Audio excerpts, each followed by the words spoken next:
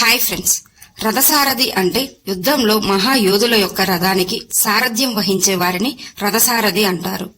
మన పురాణాలలో చూస్తే రథసారథులకు మంచి గుర్తింపు వచ్చిందనే చెప్పాలి. రథసారథి అంటే అది తక్కువ తరగతి పనిగా కొందరు భావిస్తుంటారు. కానీ రథసారథ్యం అనేది కీలక పాత్ర పోషించింది మన పురాణాలలో. మహాభారతంలో శ్రీకృష్ణ భగవానుడే అర్జునుడికి సారథ్యం వహించాడు. రథసారథి అంటే రథాన్ని నడపడం ఒకటే కాదు, అతను ఒక గొప్ప స్నేహితుడు, మార్గదర్శిగా కూడా పనిచేస్తాడు. రథసారథిపై ఎక్కువ విశ్వాసం పెట్టుకునేవారు. మహాభారతంలో రథసారథులకు గొప్ప ప్రాధాన్యత లభించింది. అలాంటి వారిలో 5 మంది గొప్ప రథసారథులు ఉన్నారు. వారు ఎవరు? వారి యొక్క గొప్పతనం ఏమిటి? ఇలాంటి సందేహాలన్నింటికీ సమాధానాలు ఈ వీడియోలో తెలుసుకుందాం. వీడియో చూస్తున్న వారిలో ఎవరైనా శ్రీకృష్ణుని భక్తులు ఉన్నట్లయితే తప్పకుండా జై శ్రీకృష్ణ అని కామెంట్ చేయండి. అంతకంటే ముందు ఎవరైనా మన ఛానల్ ని ఫస్ట్ టైం చూస్తుంటే ప్లీజ్ సబ్స్క్రైబ్ చేసుకోండి. అలాగే తప్పకుండా ఈ వీడియోని లైక్ చేయండి. మీ ఒక్క లైక్ మాకెంతో సపోర్ట్ నిస్తుంది. శల్యుడు. శల్యసారథ్యం అనే మాట మనం తరచూ వింటూనే ఉంటాం. ఒకరి పక్షాన నిలబడి శత్రుపక్షం వారికి సాయం చేసి గెలిపించాలనుకున్నప్పుడు వారిని శల్యసారథ్యంతో పోలుస్తూ ఉంటారు. మహాభారతంలో శల్యునిది ఎంతో కీలక పాత్ర. మహాభారతాన్ని మలుపు తిప్పిన పాత్రగా కూడా చెప్పబడ్డాడు. మద్ర రాజ్యాన్ని పాలించే రాజు శల్యుడు. శల్యునికి ఒక సోదరి ఉండేది. ఆమె పేరే మాద్రి. మాద్రి పాండురాజును వివాహం చేసుకుంటుంది. మాద్రి కుమారులైన నకుల సహదేవులకు మేనమామ శల్యుడు.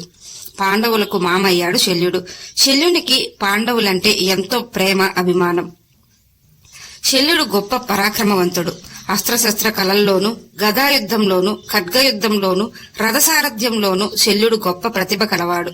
కురుక్షేత్ర యుద్ధం ప్రారంభానికి ముందు కౌరవులు, పాండవులు తమ తమ సైన్యాన్ని సమకూర్చుకుంటూ వ్యూహాలు రచించుకుంటూ యుద్ధానికి సిద్ధమవుతుంటారు.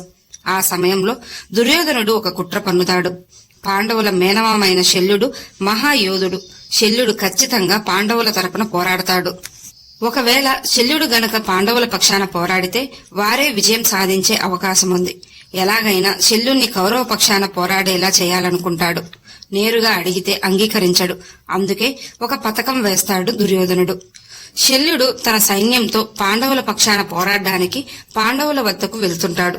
విషయం తెలుసుకున్న దుర్యోధనుడు వారు వస్తున్న మార్గంలో గుడారాలు ఏర్పాటు చేసుకుని గొప్ప విందు ఏర్పాటు చేస్తాడు. శల్యుడు మంచి ఆహార ప్రియుడు. ఏర్పాట్లన్నీ చూడగానే సంతోషంగా లోపలికి వెళ్తాడు. అక్కడ ఉన్న సేవకులు శల్యుని ఆహ్వానించి గొప్ప మర్యాదలు చేసి విందు ఏర్పాటు చేస్తారు. విందు పూర్తయ్యాక సేవకుణ్ణి పిలిచి, వెళ్లి మీ రాజుని తీసుకురా, వారి పక్షాన పోరాడడానికి మేం సిద్ధంగా ఉన్నామని చెప్పి మరీ తీసుకురా అంటాడు. వెంటనే ఆ సేవకుడు వెళ్లి వారి రాజుతో తిరిగి వస్తాడు. వారిని చూసిన శల్యుడు ఆశ్చర్యపోతాడు. ఎందుకంటే అక్కడ వచ్చింది దుర్యోధనుడు. కాని శల్యుడు ఈ విందు ఏర్పాటు చేసింది ధర్మరాజు అనుకున్నాడు. పాండవుల పక్షాన పోరాడడానికి వచ్చిన శల్యుడు తెలియక మాటివ్వడం వలన కౌరవుల పక్షాన పోరాడాల్సి వచ్చింది. శల్యుడు అక్కడి నుండి ధర్మరాజు వద్దకు వెళ్లి జరిగిన విషయం చెప్పాడు. దుర్యోధనుడు చేసిన కుట్ర పాండవులకు అర్థమైంది. కురుక్షేత్ర యుద్ధం ప్రారంభమై శల్యుడు కౌరవ పక్షాన పోరాడుతున్నప్పటికీ పాండవులే గెలవాలని కోరుకున్నాడు శల్యుడు. కురుక్షేత్ర యుద్ధం 17వ రోజున కర్ణునికి రథసారథిగా శల్యుణ్ణి నియమిస్తారు. అదే సమయం కోసం ఎదురు చూస్తున్న శల్యుడు కర్ణుణ్ణి మాటలతో కృంగదీశాడు. పాండవులను పొగుడుతూ కర్ణుణ్ణి మానసికంగా ఎంతగానో బలహీనుణ్ణి చేశాడు శల్యుడు. కాని కర్ణుని పరాక్రమం చూసిన శల్యునికి కర్ణుని పట్ల మనసులో ఆరాధన పెరిగిపోయింది. ఒకసారి అర్జునునిపై కర్ణుడు ప్రయోగించిన అస్త్రం వలన అర్జునునికి ప్రమాదమని గ్రహించిన శల్యుడు మాటలతో కర్ణుని అస్త్రం గురి తప్పేలా చేస్తాడు. ఆ తర్వాత శాపాల కారణంగా కర్ణుడు నిస్సహాయ స్థితిలో ఉండగా అర్జునుడు కర్ణుని వధిస్తాడు. కర్ణుని మరణానికి 100 కారణాలలో శల్యుడు కూడా ఒక కారణమయ్యాడు. కురుక్షేత్ర యుద్ధం 18వ రోజున శల్యుడు ధర్మరాజు చేతిలో మరణించాడు. శల్యునికి ఒక గొప్ప వరం కూడా ఉంది.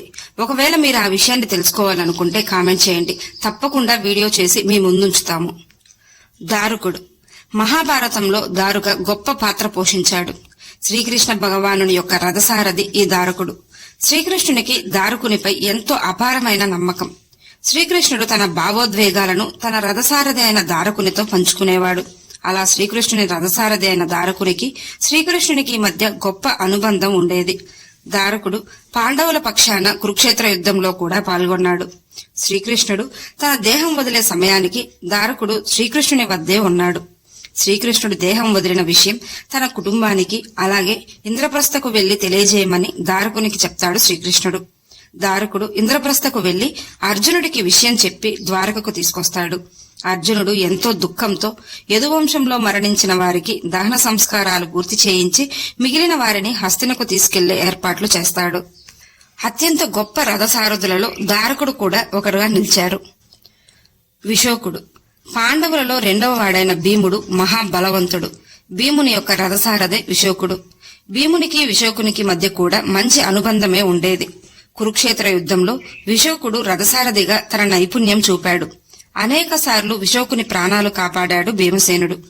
17వ రోజు కురుక్షేత్ర యుద్ధంలో భీమునికి అర్జునుడు కనపడలేదు.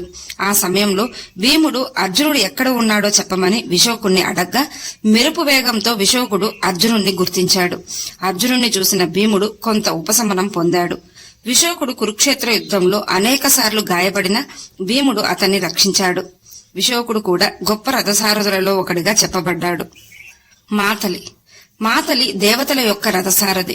మొదట ఇంద్రుని రథసారథిగా మాతలి ఉన్నాడు. ఆ తర్వాత శ్రీరామునికి కూడా రథసారథిగా రథాన్ని నడిపాడు.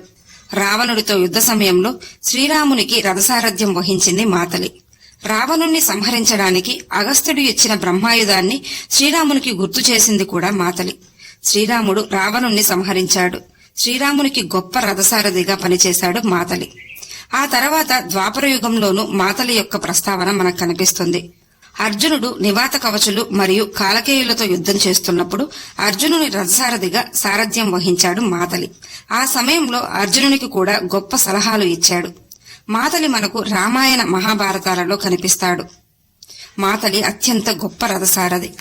శ్రీకృష్ణుడు ద్వాపర యుగంలో ధర్మ సంస్థాపనార్థం కోసం శ్రీ మహావిష్ణువు శ్రీకృష్ణునిగా జన్మించాడు.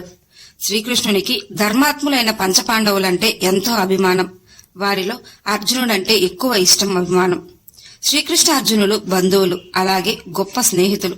స్నేహానికి నిదర్శనం శ్రీకృష్ణార్జున స్నేహం. ఒకరిని విడిచి ఒకరు ఉండలేనంత స్నేహం వారి మధ్య ఉండేది.